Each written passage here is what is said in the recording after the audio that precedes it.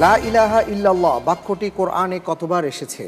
ক 2 বার, খ 4 বার, গ 5 বার, ঘ 6 বার।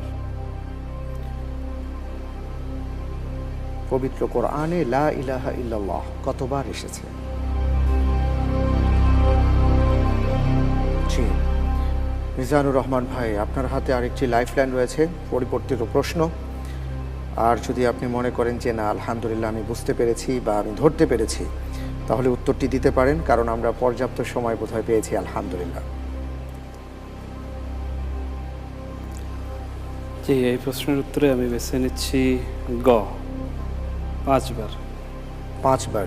জি। আপনি লাইফলাইন নিচ্ছেন না? জি না। ফ্রিজ করে দেব?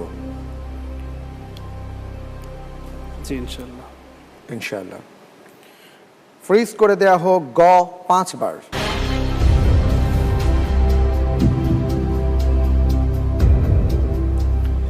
আপনি যে উত্তরটি দিয়েছেন লা ইলাহা ইল্লাল্লাহ কোরআনে 5 বার এসেছে, আপনার উত্তরটি সঠিক হয়। উত্তর হবে ক 2 বার।